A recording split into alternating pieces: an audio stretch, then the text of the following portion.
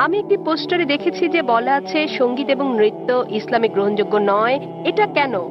মানে আমি বলতে চাইছি যে আপনি এটা এমনি এমনি বলতে পারেন না যে গান বাজনা বা নৃত্য করো না।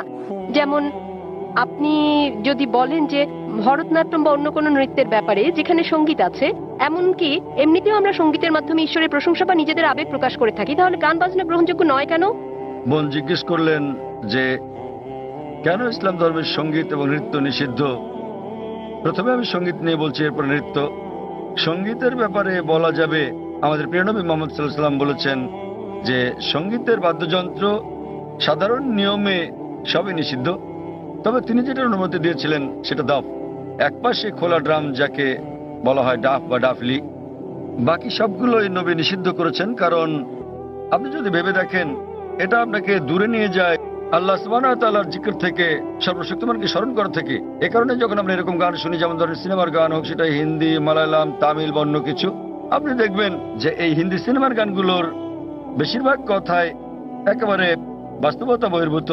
আপনি জানেন যে নায়ক নায়িকাকে বলছে, मैं तुम्हारे लिए चांद तोड़ के लेके आऊंगा, मैं तुम्हारे लिए सितारे तोड़ के लेके आऊंगा। আমি তোমার জন্য চাঁদ নিয়ে আসবো, আমি তোমার জন্য তারা নিয়ে আসবো। আমরা জানি এটা সম্ভব না, কোনো মানুষ তার প্রেমিকার জন্য চাঁদ তারা নিয়ে আসতে পারে না।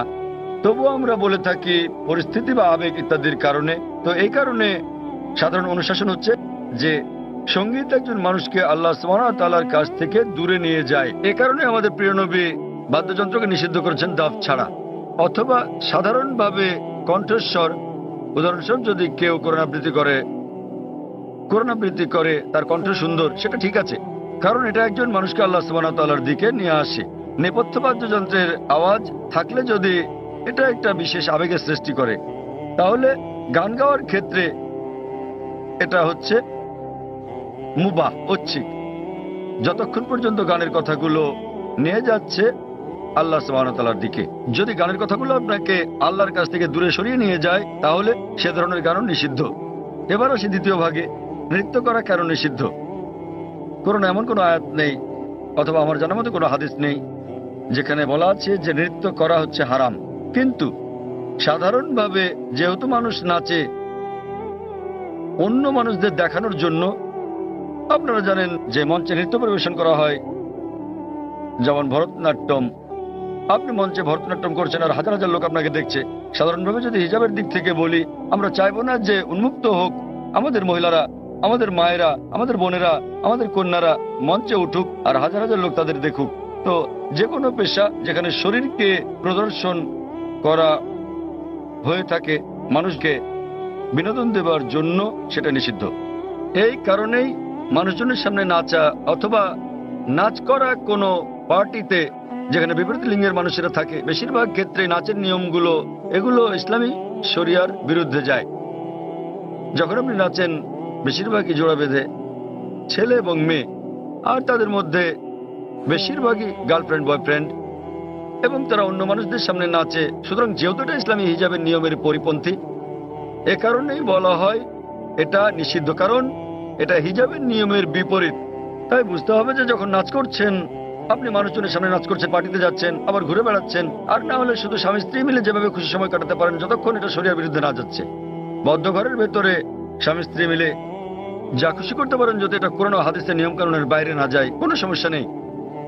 কিন্তু যেহেতু বেশিরভাগ সময় নাচ শরীরকে প্রদর্শন করে থাকে, এতে গান থাকে, নাচ থাকে, আপনি মঞ্চে উঠছেন না, লোকেরা আপনাকে দেখছে, তাই এটা শরিয়ার হিজাবের নিয়মের বিরুদ্ধে। এ বিষয়ে আমার ভিডিও ক্যাসেট দেখেন, ইসলামে নারীর অধিকার আধুনিক না সেকেলে, সেখানে বিস্তারিত আছে কেন আমরা মুসলিমরা নারীদের নিরাপত্তা দেই, ভালোবাসি, তাদেরকে কি চোখে দেখি। যেহেতু আমরা নারীদের ভালোবাসি, আমরা তাদের নিরাপত্তা দেই এবং আমরা তাদের প্রদর্শন করতে চাই না। এই কারণেই যে সমস্ত পেশায় প্রকাশ্যে গান গাওয়া বা নাচ করা অথবা মডেলিং এর ব্যাপার আছে, সেগুলো নারীর জন্য নিষিদ্ধ। আশা করি উত্তরটা পেয়েছেন।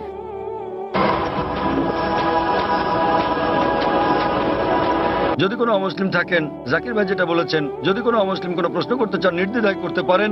আপনার যে কোনো প্রশ্ন ইসলাম নিয়ে অথবা অন্য কোনো ধর্ম নিয়ে, ইসলাম এবং তুলনামূলক ধর্ম নিয়ে যে কোনো প্রশ্ন অথবা ইসলামের কোনো বিষয় যদি আপনার কাছে সঠিক মনে না হয়, এটাই সুযোগ। আপনি যে কোনো প্রশ্ন করতে পারেন। জনমানুষের সামনে এভাবে খোলামেলা প্রশ্ন করার সুযোগ সত্যি দুর্লভ। একজন অমুসলিম ভাই আছেন।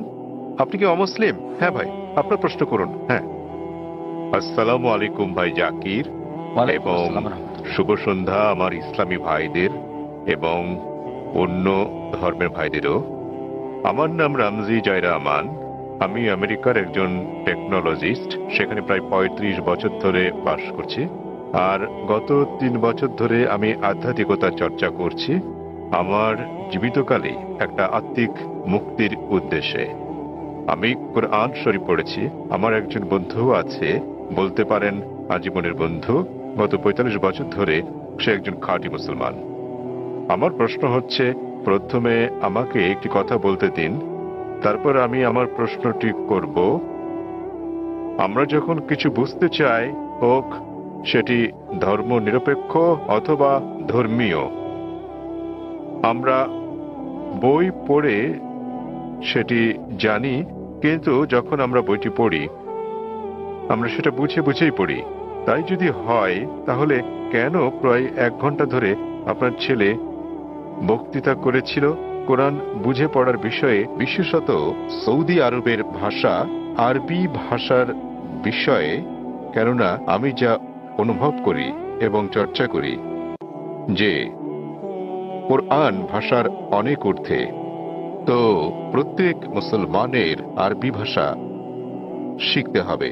বিষয়টা আমার কাছে কিছুটা জোর জবরদস্তিমূলক মনে হয়েছে। কোরআন কি তাই বলে? ভাই একটা ভালো প্রশ্ন করেছেন। বললেন যে তিনি আধ্যাত্মিকতা শিখতে চান এবং তিনি কোরআন পড়েছেন, কিন্তু তিনি বুঝতে পারেন না যে কেন একটা বক্তৃতা যা ফারিক নায়েক করেছিল আমার ছেলে কোরআন বুঝে পড়ার জন্য আরবি ভাষা শেখার গুরুত্ব নিয়ে, আর এটা কেন আবশ্যিক। আপনি যদি আমার ছেলের পুরো আলোচনাটা শুনে থাকেন, সে কখনো এটা বলেনি যে প্রত্যেক মুসলমানের জন্য আরবি শেখা আবশ্যিক। সে কখনোই বলেনি। আরবি জানাটা বেহেশতে যাওয়ার জন্য পূর্ব শর্ত নয়, কারণ আমি নিজেও আরবি জানি না। আমি নিজেও আরবি একটা ভাষা হিসেবে শিখিনি, এদিক সেদিকে একটু একটু বুঝতে পারি। আমি আরবি ভাষা জানি না, কিন্তু আমার ছেলে জানে, মাশাআল্লাহ। সে আমার চেয়ে ভালো জানে। সে কোরআন সরাসরি অনুবাদ করতে পারে, আমি পারি না। কিন্তু তার আলোচনায় যদি আপনি শুনে থাকেন, সে বলেছিল যে যদি আপনি আরবি না জানেন, কমপক্ষে অনুবাদটা পড়েন। তো তার বক্তব্য ছিল কোরআন বুঝে পড়া উচিত, আর প্রশ্ন ছিল আল কোরআন কি বুঝে পড়া উচিত, হ্যাঁ অথবা না? আর উত্তর ছিল হ্যাঁ। সে বলেনি যে একজন মানুষের আরবি জানা আবশ্যক। সে বলেছিল আপনার কমপক্ষে অর্থ বুঝে পড়া উচিত কোরআন। আর কোরআন বুঝে পড়ার সবচেয়ে ভালো উপায় হচ্ছে আরবিকে ভাষা হিসেবে শেখা। আপনি যখনই কোনো বই অনুবাদ করেন, কোনো সাধারণ বই অনুবাদ করতে গেলে অনুবাদটা কখনো 100% সঠিক হবে না। এটা হতে পারে 80%, 90%, 99%। ভাষাটা যত বেশি কঠিন হবে, যত বেশি বিশুদ্ধ হবে, অনুবাদ তত বেশি কঠিন হবে। কোরআন হচ্ছে পৃথিবীর সবচেয়ে অনুবাদ অযোগ্য বই।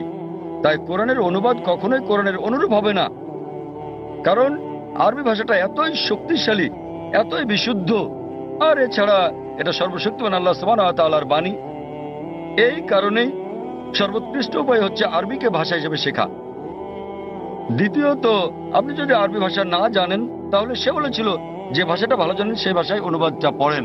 আপনি ইংরেজি জানলে ইংরেজিতে পড়ুন, তামিল জানলে তামিলে পড়ুন, হিন্দি জানলে হিন্দিতে, বাংলায় জানলে বাংলায় কোরআনের অনুবাদ পড়ুন। সে যা বলেছিল তার মূল বক্তব্য ছিল কোরআন পড়ুন অর্থ সহকারে। এখন এই প্রশ্নটা একজন সাধারণ মানুষের পক্ষে খুবই স্বাভাবিক। আপনার প্রশ্ন ছিল কেন একজন মানুষ বলবে যে বইটি অর্থ বুঝে পড়ো? অর্থ তো বোঝাই গেছে। যখনই কোনো বই পড়া হয় সেটি তো অর্থ বুঝেই পড়া উচিত। কিন্তু আপনি বুঝতে পারেন যে মুসলিম সম্প্রদায়ের মধ্যে দুঃখজনকভাবে, যেমনটা আমার ছেলে বলেছে, যে শতকরা 80%-এরও বেশি মুসলমান আরব নন এবং তারা আরবি ভাষা জানেন না। এখানে নবীর একটা হাদিস আছে, তিনি বলেছেন যদি তোমরা কোরআন তেলাওয়াত করো তো সব পাবে। সেই কারণে বেশিরভাগ মুসলিম যখন কোরআন পড়ে তারা আরবিতেই পড়ে, কিন্তু তার অর্থটা বোঝে না। তাই এটা পৃথিবীর সবচেয়ে বেশিবার পড়া বই, কিন্তু একই সাথে অর্থ না বুঝে সবচেয়ে বেশিবার পড়া বই ওটি। তো আমার ছেলে বলেছিল আরবি অংশটা পড়ার পরে যা বেশিরভাগ অমুসলিমই বোঝেন না, অন্তত সেই অংশের অনুবাদটা পড়েন সেই ভাষায়, যে ভাষাটা আপনি ভালো বোঝেন। সে জোর দিচ্ছিল যে কোরআন নির্দেশনামূলক গ্রন্থ, এটি সর্বশক্তিমান আল্লাহর গ্রন্থ। সে সকল মুসলমানকে অনুরোধ করেছে যে আরবিটা পড়ার পাশাপাশি অনুবাদটাও পড়েন, যার স্থান দ্বিতীয়। কিন্তু সবচেয়ে ভালো আরবিকে একটি ভাষা হিসেবে শেখা। কেননা আপনি যদি আরবি জানেন এবং শুদ্ধ ভাষা জানেন, যা আমরা আমাদের স্কুলে শেখাই, ইসলামিক ইন্টারন্যাশনাল স্কুল বোম্বে এবং ইসলামিক ইন্টারন্যাশনাল স্কুল চেন্নাইতে, তাহলে সংযোগ সূত্র পেয়ে যাবেন এবং কোরআনের অর্থ বোঝাটা আরো ভালোভাবে হবে। আশা করি উত্তরটা পেয়েছেন। ধন্যবাদ। সেখানে কি কোনো অমুসলিম ভাই আছেন? হ্যাঁ, হ্যাঁ ভাই, আপনার প্রশ্নটি করুন। শুভ সন্ধ্যা ডাক্তার সাহেব। আমি রাজা, একজন নির্বাহী অফিসার, চেন্নাই থেকে এসেছি। প্রশ্ন করার আগে আমি একটি উদাহরণ দেব, তারপর আমি আমার প্রশ্নটি করব। বিজ্ঞানীরা অনেক ধরনের জিনিস আবিষ্কার করেছেন মানব জাতির জন্য। উদাহরণস্বরূপ বলা যায় আলেকজান্ডার গ্রাহাম বেল টেলিফোন আবিষ্কার করেছেন, কিন্তু আলেকজান্ডার গ্রাহাম বেলের সময় ফোন ছিল অন্য রকম। কিন্তু এখন আমাদের এই আধুনিক 24 শতকে আমরা ব্যবহার করছি মোবাইল, ইমেইল পাঠাচ্ছি, ইন্টারনেট, ফ্রিল্যান্স, ছবি, সারা বিশ্ব জুড়েই। আমি যা বলতে চাইছি, মানুষ যাই সৃষ্টি করেছে তার কিছু অংশের পরিবর্তন হতে পারে, কিন্তু একটা ব্যাপার আমি বুঝি, তা হলো যদিও আমি একজন আধ্যাত্মিক মানুষ, তো এই সাপ্তাহিক চক্র অর্থাৎ সপ্তাহের 7 দিন, এটা সারা বিশ্বেই একই নিয়মে পালন করা হয়। হোক এটা ভারতে, আফগানিস্তানে, অথবা হতে পারে জার্মানি, ইউরোপ, মধ্যপ্রাচ্য, আফ্রিকা, যেখানেই হোক না কেন, প্রায় 600 কোটি মানুষ এই সাপ্তাহিক চক্রকে অনুসরণ করে, অর্থাৎ 7 দিন, রবিবার থেকে শনিবার। আমার মনে হয় ডাক্তার সাহেব, এই 7 দিনের সাপ্তাহিক চক্র কোনো মানুষের দ্বারা তৈরি হয়নি। আমি বুঝতে পেরেছি এই সাপ্তাহিক চক্র তৈরি হয়েছে সর্বশক্তিমান সৃষ্টিকর্তার হাতেই। আমি প্রশ্ন করতে চাই যে এই 7 দিনের চক্রের কথা কি কোনো ধর্মগ্রন্থে লেখা আছে? আর সাথে আরেকটি প্রশ্ন, সেটি হলো যে আল কোরআনে কি সৃষ্টির কোনো নিয়মের উল্লেখ আছে কিনা? এইটুকুই। ভাই একটা প্রশ্ন করলেন যে মানুষ যখন কোনো কিছু আবিষ্কার করে, উদাহরণ হিসেবে আলেকজান্ডার গ্রাহাম বেলের টেলিফোন আবিষ্কারের কথা বলেছেন, কিন্তু সময়ের সাথে সাথে এটা বদলাতে থাকে, আর এখন আমরা মোবাইল ফোন ব্যবহার করছি যে অনেকটা ভিন্ন। এগুলো মানুষের সৃষ্টি, কিন্তু এই সাপ্তাহিক চক্র সারা পৃথিবীতে অনুসরণ করা হয়। এটা সর্বশক্তিমান আল্লাহর সৃষ্টি, সর্বশক্তিমান আল্লাহর সৃষ্টি, সেজন্য এটা সমগ্র পৃথিবীতে অনুসরণ করা হয়। তিনি জানতে চান যে এই পৃথিবীর এই আবিষ্কারের কথা কোরআনে অথবা আগের ধর্মগ্রন্থগুলোতে উল্লেখ আছে কি না। ভাই আপনাকে একটা কথা বলি, আমি আপনার সঙ্গে একমত। মানুষ যখন কোনো কিছু আবিষ্কার করে, সেটার বিবর্তন হতে থাকে, উন্নতি হতে থাকে, শুধুমাত্র আল্লাহরটা ছাড়া। আল্লাহ হলেন নিখুঁত, তিনি কিছু সৃষ্টি করলে সেটা নিখুঁতভাবে সৃষ্টি করেন, অথবা তিনি ধাপে ধাপে এটাকে উন্মোচন করতে পারেন, কারণ সৃষ্টির জন্য তিনি যেটা সৃষ্টি করেছেন মানুষের জন্য তারা বুঝতে নাও পারে। উদাহরণস্বরূপ তিনি অনেক নবী পাঠিয়েছেন।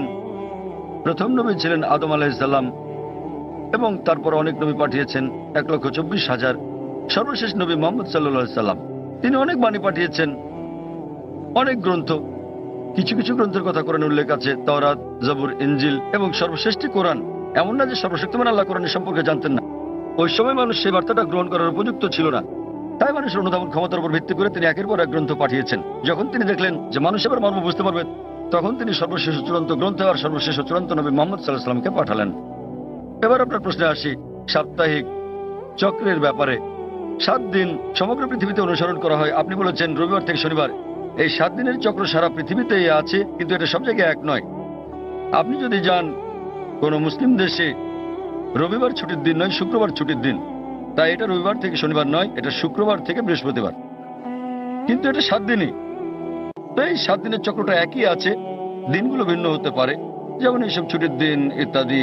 আর একইভাবে আপনি যদি বাইবেল পড়েন, বাইবেলের 7 দিনের কথা বলে থাকে সৃষ্টিকালের ব্যাপারে। এমনকি ইহুদি ধর্মগ্রন্থ এই কথা বলা আছে, পবিত্র কোরআনের কথা আছে, হাদিসের কথা বলে থাকে।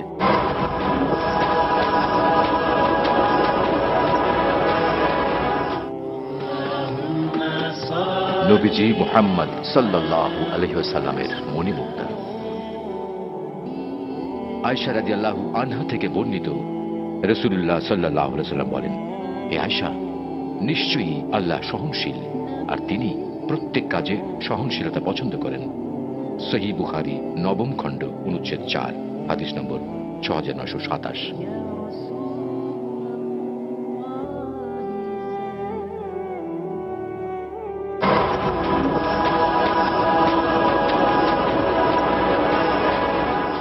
কোরআনে বলা আছে অনেক জায়গায় যে সর্বশক্তিমান আল্লাহ পৃথিবী তৈরি করেছেন 6 দিনে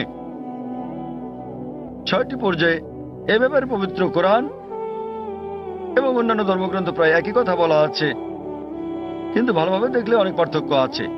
কোরআন যেভাবে বলেছে তা অনেক বেশি বিজ্ঞানসম্মত। অন্যান্য ধর্মগ্রন্থের কথা অতটা বিজ্ঞানসম্মত না হতে পারে। উদাহরণস্বরূপ বাইবেলে এই ব্রহ্মাণ্ডের সৃষ্টি বিষয়ে বলা আছে, সেখানে বলা আছে সর্বশক্তিমান ঈশ্বর 6 দিনে পৃথিবী তৈরি করলেন এবং 7ম দিনে বিশ্রাম নিলেন। এর মানে ঈশ্বরেরও বিশ্রামের প্রয়োজন হয়। কোরআনও বলে যে সর্বশক্তিমান আল্লাহ 6 দিনে পৃথিবী তৈরি করলেন, কিন্তু এটা বলেন যে 7ম দিনে বিশ্রাম নিয়েছেন। কেন? কারণ পবিত্র কোরআনে আছে সূরা বাকারা অধ্যায় নম্বর 2 আয়াত নম্বর 255, এটা আয়াতুল কুরসি।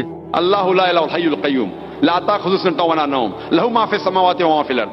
যে তিনি চিরকালীন, তিনি সর্বশক্তিমান, তিনি একক, কোনো তন্দ্রা তাকে স্পর্শ করে না, তার বিশ্রামেরও দরকার নেই। সর্বশক্তিমান আল্লাহর কোনো ঘুমের প্রয়োজন নেই, তার বিশ্রামেরও প্রয়োজন নেই। তাহলে তার বিশ্রামের প্রশ্নটা আসে কি করে? তাই অনেক কিছুতেই মিল পাওয়া যাবে, কিন্তু সব নয়। কেউ যদি বলে যে ঈশ্বরের বিশ্রাম প্রয়োজন, যেমন আমি বা আপনি আমাদের মানুষের বিশ্রাম প্রয়োজন, সর্বশক্তিমানের কোনো বিশ্রাম প্রয়োজন নেই, তো এখানে পার্থক্যটা। বাইবেলে যা বলা আছে তা হলো 24 ঘন্টা করে 6টি পর্যায়, 24 ঘন্টার 6টি সময়। আমরা বিজ্ঞানীরা বলে থাকি যে 24 ঘন্টার 6টি দিনে এই পৃথিবী তৈরি করা সম্ভব নয়। তো বিজ্ঞানীরা বাইবেলের ওল্ড টেস্টামেন্টের এই বর্ণনার সাথে দ্বিমত পোষণ করেন। আর কোরআনের কথায় আসি, কোরআন কখনোই বলেনি যে সর্বশক্তিমান আল্লাহ 24 ঘন্টার 6 দিনে এটা তৈরি করেছেন। আরবি শব্দ ইয়াম, বহুবচনে আয়াম, যা কোরআনে উল্লেখ আছে, এর দুটো মানে আছে। ইয়মের একটা মানে হলো সাধারণ 24 ঘন্টার একদিন বলতে যা আমরা বুঝি, আর একটা মানে হচ্ছে পর্যায়। এটা যে কোনো দৈর্ঘ্যের হতে পারে, যেমন একটা যুগ। আর বিজ্ঞানীদের এটা মেনে নিতে কোনো সমস্যা নেই যে ব্রহ্মাণ্ড 6টি যুগে তৈরি হয়েছে, 6টি দীর্ঘ সময়ে, হতে পারে লক্ষ লক্ষ বছর ধরে, তাতে কোনো অসুবিধা নেই। এখানে পার্থক্যটা। জগতের সৃষ্টির রহস্যের ব্যাপারে কোরআনে শত শত আয়াত আছে এই জগতের সৃষ্টি রহস্য নিয়ে। আমি এটার উপর একটা লেকচার দিতে পারি, কিন্তু এখানে সময় নেই। আমি শুধু কয়েকটা উদাহরণ দেব।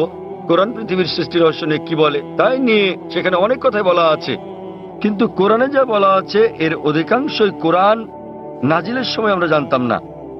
কোরআন যখন 1400 বছর আগে নাজিল হয়েছিল, এসব কথা অজানা ছিল। উদাহরণস্বরূপ আজ একজন বিজ্ঞানীকে জিজ্ঞেস করলে তিনি উত্তর দেবেন।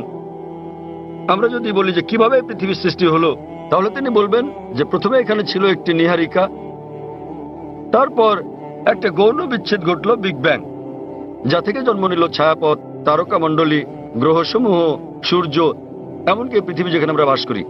এটা কয়েকজন বিজ্ঞানী আবিষ্কার করেছিলেন প্রায় 35-40 বছর আগে। আর এটাকে বলা হয়ে থাকে বিগ ব্যাং, যেটা 40 বছর আগে আবিষ্কৃত হয়েছে। আর যেটাকে আজকে বিজ্ঞানীরা বলছেন বিগ ব্যাং, এটা কোরআনে বলা হয়েছে 1400 বছর আগে।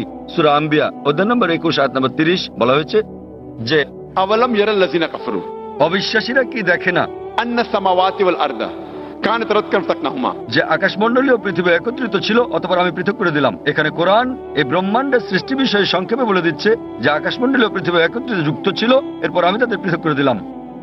আজকের বিজ্ঞানীরা সৃষ্টির রহস্য নিয়ে যা বলছেন তার নাম দিয়েছেন বিগ ব্যাং। এটা কোরআনে 1400 বছর আগে বলা হয়েছে। আমরা আগে মনে করতাম যে এই যে আমরা পৃথিবীতে আছি এটা সমতল।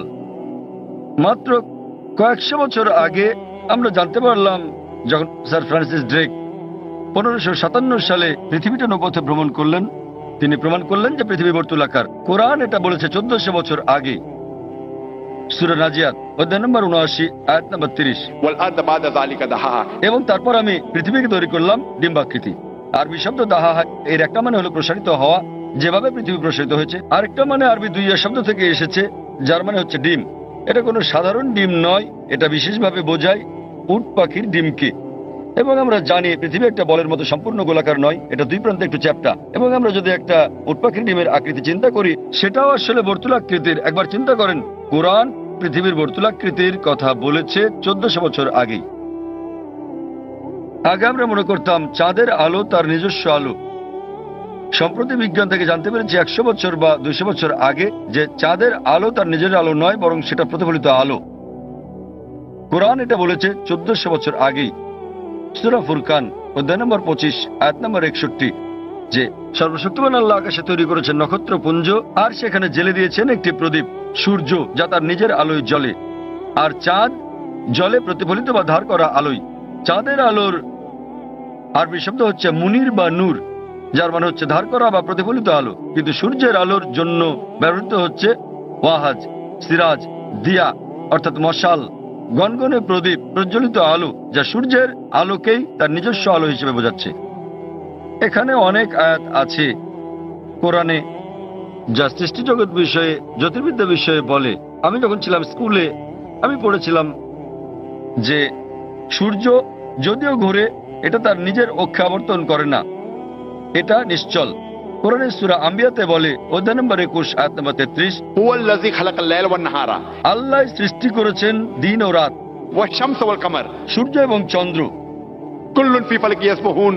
প্রত্যেকে তার নিজ কক্ষপথে বিচরণ করছে। কোরআন বলছে সূর্য এবং চন্দ্র আবর্তন করা ছাড়াও তাদের নিজস্ব অক্ষের উপর ঘুরছে।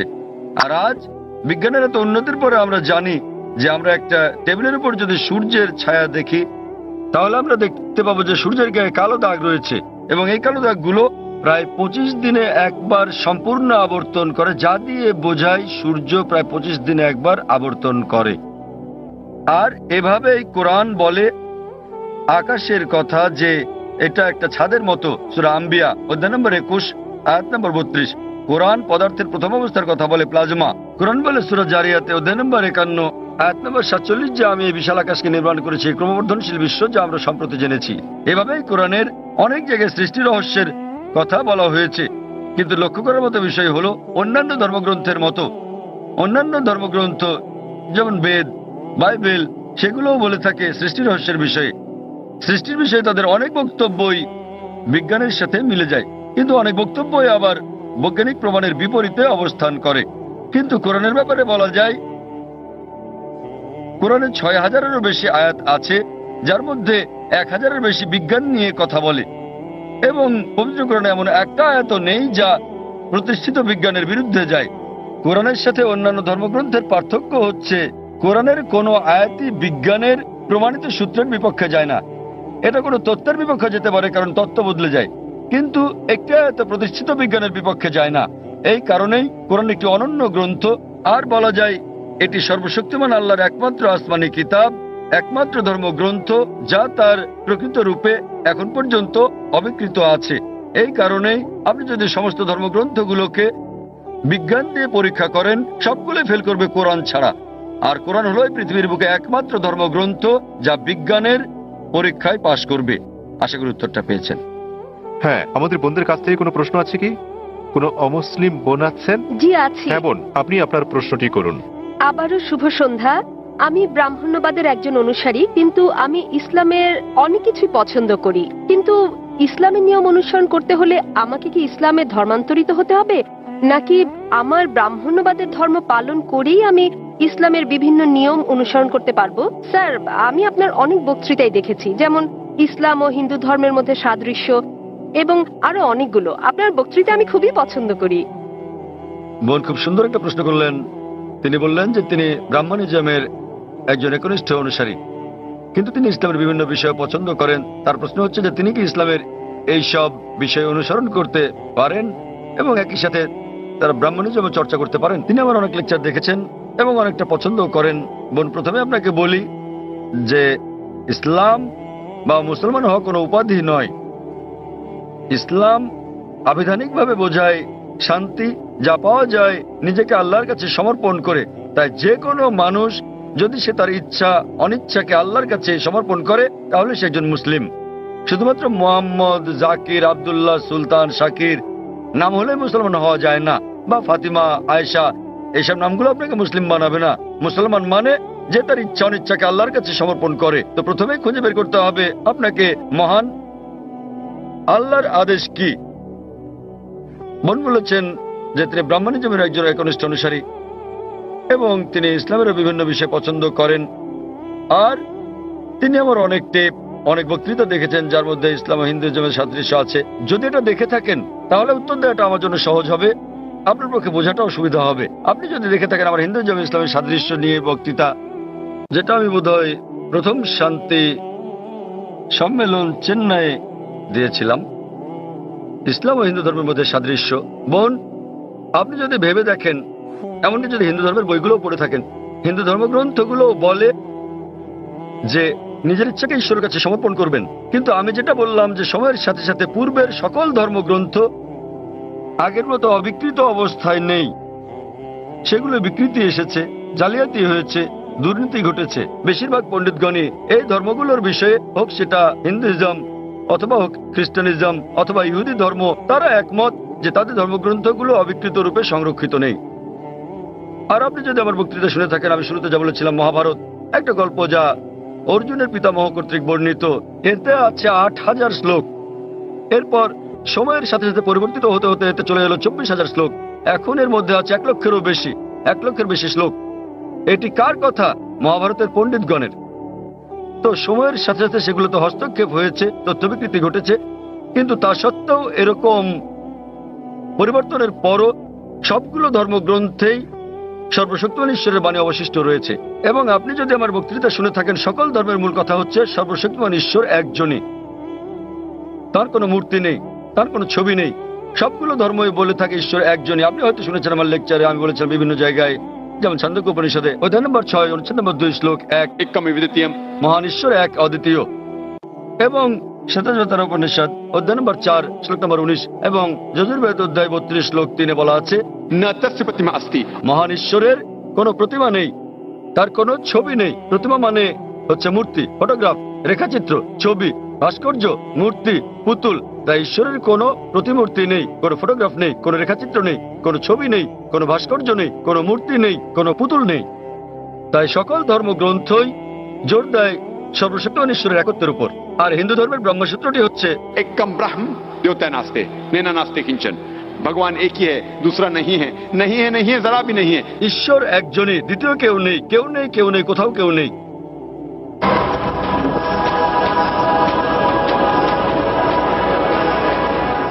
এবার আসি মূল প্রশ্নে, যা হলো একজন কট্টর ব্রাহ্মণ হয়েও আপনি ইসলামের শিক্ষা অনুসরণ করতে পারবেন কিনা।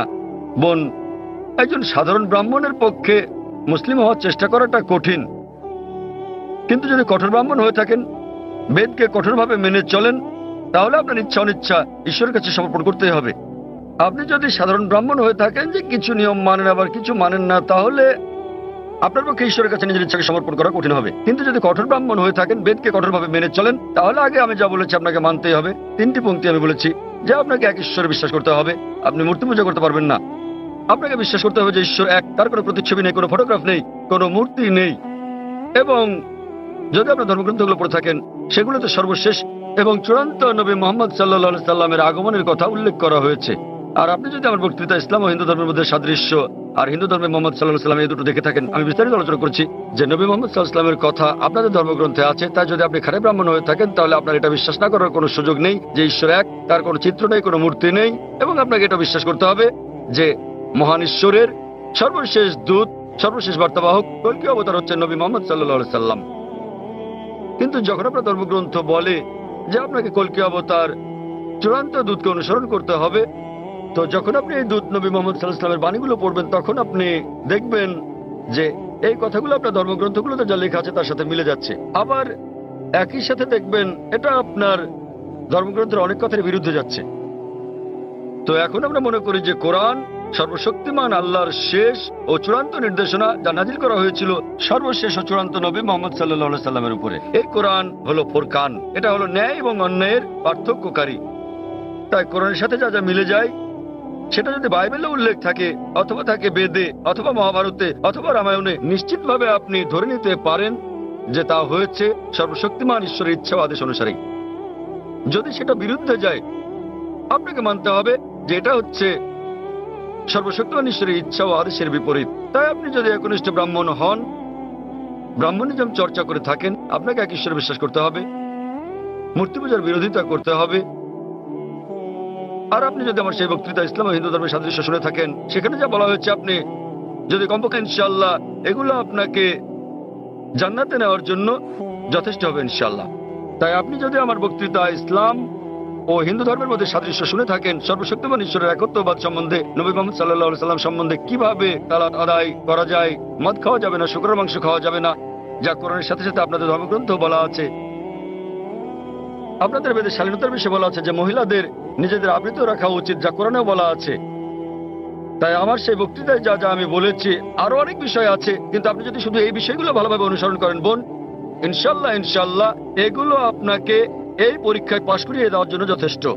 আপনি চাইলে আরো অনেক কিছু অনুসরণ করতে পারেন, কিন্তু কমপক্ষে এই বিষয়গুলো, এই প্রধান বিষয়গুলো যা আমি উল্লেখ করেছি, কিন্তু আপনার ধর্মগ্রন্থে যা বিতর্কিত আপনার তা অনুসরণ করা উচিত নয়, কারণ আপনাদের পণ্ডিতগণই বলেন যে এটা সময়ের আবর্তনে পরিবর্তিত হয়ে গেছে। আমাদের বুঝতে হবে যে এই বিষয়গুলো হচ্ছে তথ্য বিকৃতি, হস্তক্ষেপিত, সত্যের অতিরঞ্জন। তাই মিলগুলো শুধু অনুসরণ করেন, ইনশাল্লাহ ইনশাল্লাহ আপনি একজন ভালো ব্রাহ্মণ হতে পারবেন। আপনি নিজ ধর্মগ্রন্থের অনুশাসন মেনে চলেন, যা ফুরকান এবং কোরআনের সাথে মিলে যায়, এবং ইনশাল্লাহ একজন নিয়মনিষ্ঠ মুসলমানও হতে পারেন। তো আশা করি ইনশাল্লাহ যে সর্বশক্তিমান আল্লাহ আপনাকে হৃদায়ত দান করুন। বোন, আপনি কি বিশ্বাস করেন ইসলাম ও হিন্দু ধর্মের সাদৃশ্য নিয়ে আমি আলোচনায় যে কথাগুলো বলেছিলাম? হ্যাঁ স্যার, পুরোপুরি। বোন, আমার লেকচারের কথাগুলোর সঙ্গে আপনি একমত? জি স্যার। আপনি কি নিয়মগুলো মানতে রাজি আছেন? হ্যাঁ হ্যাঁ, রাজি আছি। তাহলে আপনি যেহেতু এগুলো মানতে রাজি আছেন, আমি যা বলেছি, সুতরাং আপনি প্রকৃতই নিজের ইচ্ছা অনিচ্ছাকে আল্লাহর কাছে সমর্পণ করলেন। আরবিতে আপনি বলতে পারেন মুসলমান, বাংলায় বলতে পারেন আল্লাহর কাছে নিজের ইচ্ছাকে সমর্পণকারী। তো যদি একমত হন যে ধর্মগ্রন্থগুলোতে বলা আছে এক ঈশ্বরের উপাসনা করতে হবে, তিনি ছাড়া আর উপাস্য নেই, মূর্তি পূজা করা অন্যায়, আপনি যদি সর্বশেষ ও চূড়ান্ত নবী কলকি অবতার মুহাম্মদ সাল্লাল্লাহু আলাইহি সাল্লাম এবং তার শিক্ষার উপর বিশ্বাস রাখেন, তাহলে আমার মতে আমি যদি আরবিতে বলি, আমাকে বলতে হবে যে আপনি ইসলাম ধর্ম পালন করছেন এবং আপনি একজন মুসলিম। বোন, আপনি কি একমত আছেন? জি স্যার, একমত। তাহলে আপনি কি জনসমক্ষে বলতে পারবেন যে আরবি নিয়মে আপনি একজন মুসলিম? বোন, আপনি কি আরবি নিয়মে ঘোষণা দিতে পারবেন এটা? যেহেতু আপনি মেনে নিয়েছেন একজন ঈশ্বর এবং নবী মুহাম্মদ সাল্লাল্লাহু আলাইহি সাল্লাম সর্বশেষ ও চূড়ান্ত নবী, তা আপনি কি ঘোষণা দিতে পারবেন যে আপনি একজন মুসলিম? আমি বলছি না যে আমি একজন মুসলিম, যদিও আপনি যা বলেছেন আমি তার সাথে একমত। এখন আপনি যদি মেনে নেন যে ঈশ্বর একজন এবং তার হ্যাঁ। কোনো মূর্তি বা ছবি নেই এবং একমাত্র তারই উপাসনা করতে হবে, আর আপনি যদি মেনে নেন যে নবী মুহাম্মদ সাল্লাল্লাহু আলাইহি সাল্লাম আল্লাহ প্রেরিত দূত, এই দুটোই যথেষ্ট আপনাকে ইসলাম ধর্মের জগতে নিয়ে আসার জন্য। আপনি পাস করেছেন। অন্যান্য বিষয়গুলো পরে আসবে। তো আপনি যদি মানেন ঈশ্বর এক, তার কোনো প্রতিচ্ছবি নেই, আপনি যদি মূর্তি পূজা করতে অস্বীকার করেন এবং আপনি মানেন যে নবী মুহাম্মদ সাল্লাল্লাহু আলাইহি সাল্লাম শেষ ও চূড়ান্ত নবী, তাহলে আপনি এই জগতে প্রবেশ করতে পারবেন ইনশাআল্লাহ, অথবা সঠিকভাবে বলতে গেলে এই জীবন দর্শনে। এবং ইনশাআল্লাহ এভাবে চর্চা চালিয়ে গেলে আপনি কি এই জীবনধারায় আসতে চান বোন? ঈশ্বর চাইলে। হ্যাঁ, এই তো ইনশাআল্লাহ, মাশাআল্লাহ। তো বোন, আমি আবারও আপনাকে জিজ্ঞেস করতে চাই আনুষ্ঠানিকভাবে, বোন আপনি কি বিশ্বাস করেন যে এক ঈশ্বর? হ্যাঁ করি। বিশ্বাস করেন যে সর্বশক্তিমান ঈশ্বর ছাড়া আর কারো উপাসনা করা উচিত নয়? হ্যাঁ হ্যাঁ। আপনি কি একমত যে মূর্তি পূজা ঠিক নয়? পুরোপুরি না হলেও কিছুটা একমত। না, দেখলেন তো, পুরোপুরি না কিছুটা, এটাই বলতে পারছেন না। আপনি এটা বলতে পারেন না যে কেকটা খেতে চাই পেতে চাই, মূর্তি পূজা করা সঠিক নয়, নতুবা সঠিক। এর মানে ঈশ্বরের কাছে প্রার্থনার জন্য আপনার মূর্তি পূজার সাহায্য নিতে হবে না, কোনো মূর্তি পূজা করতে হবে না। আপনি কি মানেন যে ঈশ্বরের কোনো প্রতিরূপ নেই? হ্যাঁ। আচ্ছা, আপনি মানেন, এর মানে আপনি বলছেন ঈশ্বরের কোনো প্রতিমূর্তি নেই? হ্যাঁ। ঠিক আছে। আপনি কি মানেন যে নবী মুহাম্মদ সাল্লাল্লাহু আলাইহি সাল্লাম সর্বশেষ চূড়ান্ত নবী? আমি আসলে এইটুকু পর্যন্ত ভালো করে জানি না, কিন্তু অন্যগুলো আপনি যা বলেছেন আমি মানছি, কিন্তু আমি আসলেই সর্বশেষ বিষয়গুলো জানি না। আপনি কি মানেন যে তিনি আল্লাহ প্রেরিত দূত? হ্যাঁ মানি। আপনি মানেন তিনি আল্লাহর দূত? হ্যাঁ। চমৎকার, চর্চাটাই আসল। একজন নির্ভেজাল মুসলিম হওয়া সহজ কথা নয়, আমরাও চেষ্টা করছি। তবু আমি যদি বলি আপনি কি আমার সাথে কালিমায়ে শাহাদা পাঠ করবেন? আপনি কি শাহাদাত পাঠ করবেন, যা আসলে আরবিতে একটা ঘোষণা, ওই একই কথা যা আমি বলেছি যে আল্লাহ ছাড়া কোনো প্রভু নেই আর নবী মুহাম্মদ সাল্লাল্লাহু আলাইহি সাল্লাম তার দূত? আরবিতে এটা বলতে চান? হ্যাঁ স্যার, বেশ, অবশ্যই। আমি আরবিতে বলবো, আপনি আমার সাথে সাথে বলবেন, আর পরে এটার অনুবাদও বলবো। ঠিক আছে। अशहदु अशहदु अल्लाह अल्लाह इलाहा इलाहा इल्लल्लाह इल्लल्लाह व अशहदु व अशहदु अन्ना अन्ना मुहम्मदन मुहम्मदन अब्दुहु अब्दुहु व रसूलुहु। व रसूलुहु। আমি সাক্ষ্য দিচ্ছি আমি সাক্ষ্য দিচ্ছি যে যে কোনো উপাস্য নেই কোনো উপাস্য নেই আল্লাহ ছাড়া। আল্লাহ ছাড়া। আর আমি সাক্ষ্য দিচ্ছি যে নবী মুহাম্মদ সাল্লাল্লাহু আলাইহি যে সাল্লাম নবী মুহাম্মদ সাল্লাল্লাহু আলাইহি সাল্লাম হলেন আল্লাহর বান্দা এবং রাসূল। বান্দা এবং রাসূল। মাশাআল্লাহ বোন, ধন্যবাদ। এখন আপনি একজন মুসলিম এবং আমি প্রার্থনা করছি যেন আল্লাহ সুবহানাহু ওয়া তাআলা আপনাকে পথ প্রদর্শন করেন। আর আমি চাই যে ইনশাআল্লাহ সকল ভাই বোনেরা যখনই কেউ ইসলাম গ্রহণ করবেন, আপনারা তাকে জ্ঞানের দিক থেকে সাহায্য করবেন, এভাবে আপনারা সমাজ সেবা করতে পারেন। বোন, আপনার কাছে একটা অনুরোধ আমার, যে ইনশাআল্লাহ আপনি কোরআন অনুবাদ সহ পড়বেন, এমনকি যদি আগেও পড়ে থাকেন তবুও, এবং নির্দেশনাগুলো মেনে চলবেন। এবং ইনশাল্লাহ আপনি তখন আল্লাহর কাছে নিজের ইচ্ছা সমর্পণকারী একজন নিষ্ঠাবান মানুষ হতে পারবেন আর আমাদের জন্য দোয়া করবেন বোন।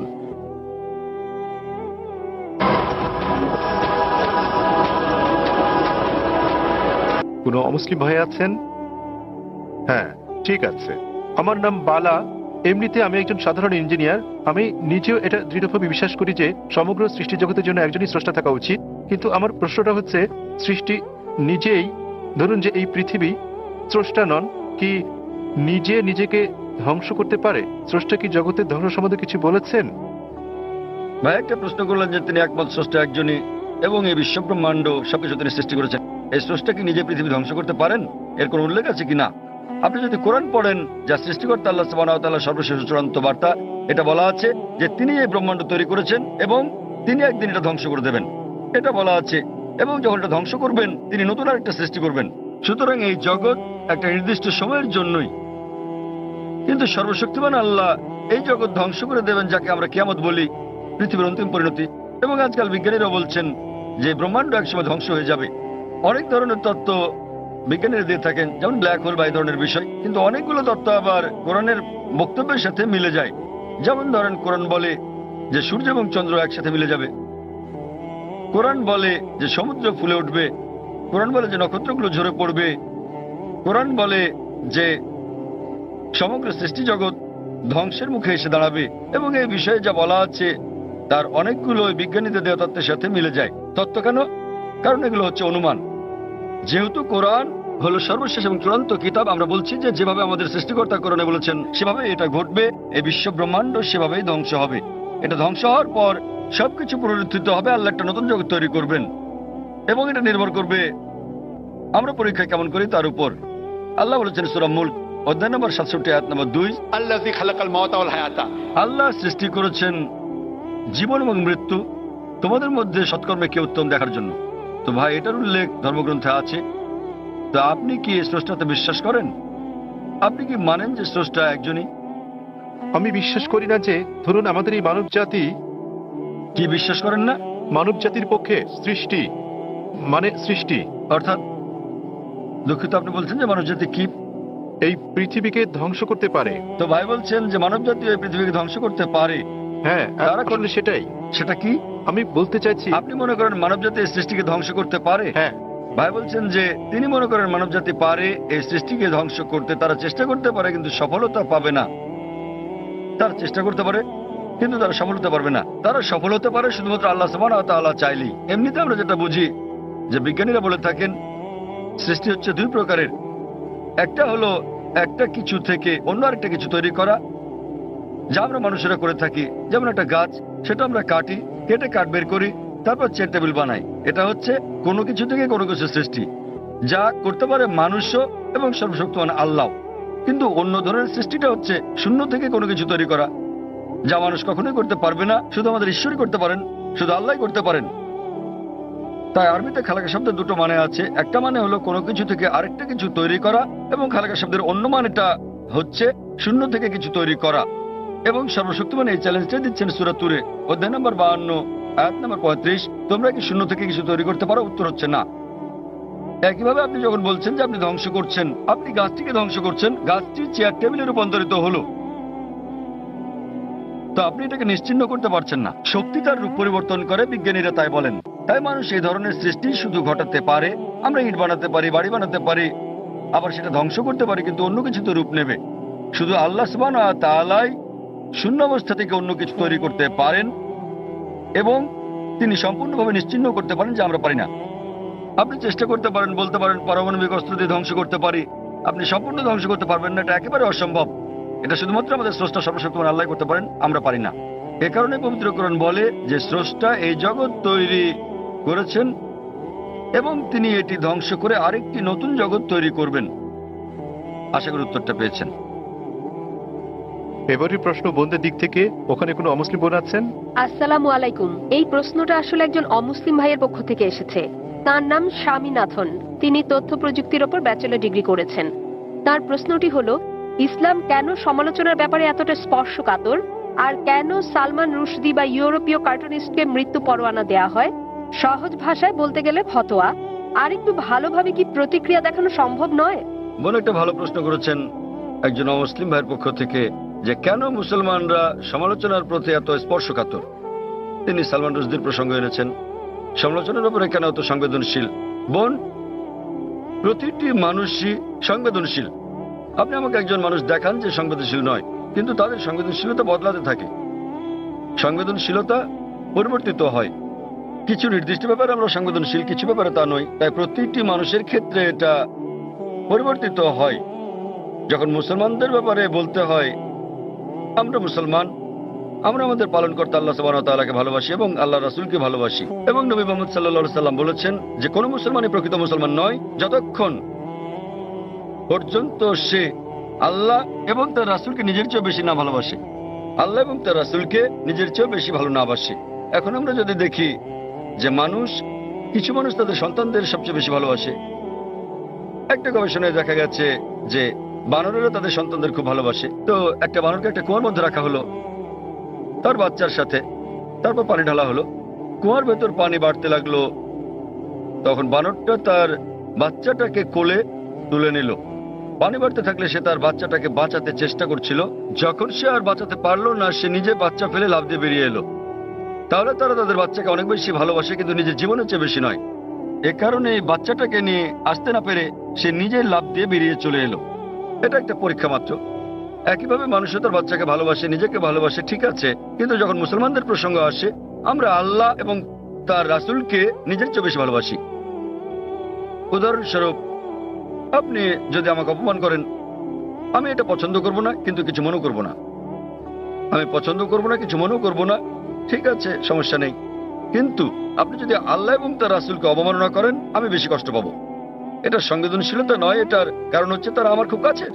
সুতরাং মুসলমানদের কাছে আল্লাহ এবং তার রাসূল খুবই ঘনিষ্ঠ, এমনকি আমাদের সন্তানদের চেয়েও ঘনিষ্ঠ, স্ত্রীর চেয়েও ঘনিষ্ঠ, স্বামীর চেয়েও ঘনিষ্ঠ, নিজের জীবনের চেয়েও ঘনিষ্ঠ। তো এ কারণে আমি বলবো যে আপনি একটু অন্যভাবে প্রশ্নটা করতে পারতেন যে কেন মুসলমানরা আল্লাহ এবং তার রাসূলকে এত বেশি ভালোবাসে। আপনি আমাকে একজন মানুষ দেখান, আপনি যদি তাকে অপমান করেন ঠিক আছে, কিন্তু তার মাকে অপমান করলে সে রেগে যাবে। যদি কারো মাকে নিয়ে বাজে কথা বলেন, সে অবশ্যই রেগে যাবে।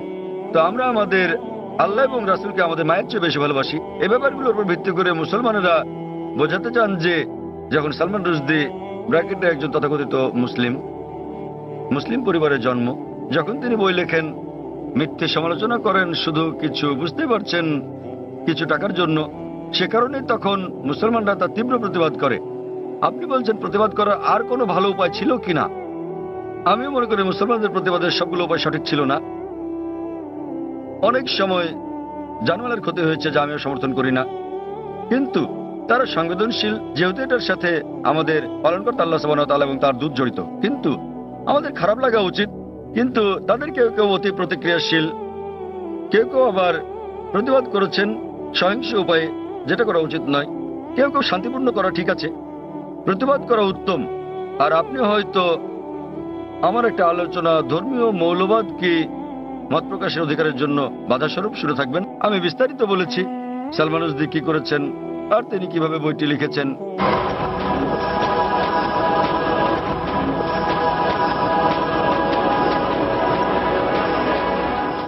এবং সর্বপ্রথম দেশ স্যাটানিক ভার্সেস যে নিষিদ্ধ করেছিল, কোন দেশ? ইন্ডিয়া। শ্রী রাজীব গান্ধী সে সময়ের প্রধানমন্ত্রী, তিনি তখন সেই বইটি স্যাটানিক ভার্সেস নিষিদ্ধ করেছিলেন ভারতে, যা বইটি নিষিদ্ধকারী প্রথম দেশ। এবং আমি এটাকে স্বাগত জানাই, কিন্তু নিজের অজ্ঞতাবশত তিনি জানতেন না যে সেই একই বই স্যাটানিক ভার্সেসে নবী মুহাম্মদ সাল্লাল্লাহু আলাইহি সাল্লাম এবং আল্লাহ তাআলা সম্পর্কে বাজে মন্তব্য করা ছাড়াও তিনি বাজে মন্তব্য করেছিলেন সীতা এবং শ্রীরাম সম্পর্কেও, শ্রীরামকে নিয়েও, যা মানুষজন বইটি পড়লে হয়তো নাও বুঝতে পারে। আর ভেবে দেখেন, আমি ইংরেজ সরকারের কাছে প্রশ্নটা করছি, কয়েক বছর আগে একজন আমেরিকান লেখক ছিলেন, সাহিত্যিক, যিনি মার্গারেট থ্যাচারের নীতি নিয়ে 4 অক্ষরের একটা শব্দ ব্যবহার করেন। মার্গারেট থ্যাচারের নীতি 4 অক্ষরের শব্দ, ফাদার আঙ্কেল কাজিন কিং, এবং তারা তাকে ব্রিটেনে আসতে নিষিদ্ধ করলো। কেন? তিনি 4 অক্ষরের শব্দটা ব্যবহার করেছিলেন বলে। এই সালমান রুশদি তিনিও এই একই শব্দ ব্যবহার করেন এবং এটাতে আইএনজি যোগ করেন। অনেকবার করেছেন ইংরেজ নীতি সম্বন্ধে আর মার্গারেট থ্যাচারকে নিয়ে, এবং তিনি তাকে সম্বোধন করেন জানেন কিনা ম্যাগি বা দুশ্চরিত্রা। আচ্ছা বেশ, আপনি বলতে পারেন যে ইংরেজরা উদারমনা না, তারা কিছু মনে করবে না, কিন্তু আপনি যদি দেখা করেন মার্গারেট থ্যাচারের ছেলের সাথে আর তাকে বলেন যে সালমান রুশদি আপনাকে দুশ্চরিত্রার ছেলে বলেছে, তিনি কি করবেন? আঘাত করবেন। তো সংবেদনশীলতা কি এটার উপর ভিত্তি করে? সবাই আসলে সংবেদনশীল। আবার মনে করেন এই একই ইংরেজ সরকার যা কিনা একজন আমেরিকান লেখককে নিষিদ্ধ করেছিল 4 অক্ষরের শব্দের জন্য, সালমান রুশদিকে তারা মেনে নেয় কেন? কি কারণে? কারণ তিনি নবী মোহাম্মদ সাল্লাল্লাহু আলাইহি ওয়াসাল্লামের অবমাননা করেছেন। তাই যেহেতু নবী মোহাম্মদ সাল্লাল্লাহু আলাইহি ওয়াসাল্লামকে অবমাননা করেছেন, তারা মার্গারেট থ্যাচারকে বলা সে 4 অক্ষরের শব্দটা হজম করে নিয়েছে, কেননা তিনি ইসলামের নবীর অবমাননা করেছেন। তো এভাবেই নীতিগুলো বদলাতে থাকে। আমরা যেটা বুঝি যে ইসলাম ধর্মে মত প্রকাশের স্বাধীনতা আছে, বক্তব্যের স্বাধীনতা আছে, কিন্তু এটা কখনোই সীমা অতিক্রম করবে না, এটা কাউকে কষ্ট দিতে পারবে না, আর এটার পক্ষে প্রমাণ থাকতে হবে। কাউকে আঘাত দিলেও যুক্তিযুক্ত এবং প্রমাণ সাপেক্ষ হলে সেটা ভিন্ন কথা, কিন্তু কুৎসা রটানো যাবে না। কুৎসা রটানো এবং পরনিন্দা করা ইসলামে নিষিদ্ধ। তো এর উপর ভিত্তি করে মুসলমানরা, যেহেতু সালমান রুশদি, যেহেতু সে আমাদের নবী মুহাম্মদ সাল্লাল্লাহু আলাইহি ওয়াসাল্লামকে অবমাননা করেছে এবং কুৎসা রটিয়েছে, এই কারণেই মুসলমানদের খারাপ লেগেছে এবং তারা রাগান্বিত হয়েছে, আর এটা আমি সমর্থন করি। এবং আমরা যদি বিশ্লেষণ করি, অধিকাংশ ধর্মেই ধর্মকে অবমাননা করার শাস্তি খুব কঠিন। আপনি যদি পড়েন বাইবেল, যদি আপনি হিন্দু ধর্মগ্রন্থগুলো পড়েন, কোরআন শরীফ যদি পড়েন, আর এটাকে ধর্মের অবমাননা বলে জানি, এ কারণে মুসলমানরা এত রাগান্বিত। আর আমরা সংবেদনশীল, কারণ এটা এমন একটা কিছুর বিপক্ষে যা আমরা আমাদের জীবনের চেয়ে বেশি ভালোবাসি। আশা করি উত্তরটা পেয়েছেন। হ্যাঁ, আমি কি কোনো অমুসলিম কোনো ভাইয়ের কাছ থেকে কোনো প্রশ্ন নিতে পারি? ওখানে কোনো অমুসলিম ভাই আছেন? ঠিক আছে ভাই, আপনার প্রশ্নটি করুন। আমি নেলসন ম্যান্ডেলা, একজন মেডিকেল এক্সিকিউটিভ হিসেবে কাজ করছি। আমি অনেক জায়গায় লেখা দেখেছি যে শান্তি হলো ইসলাম।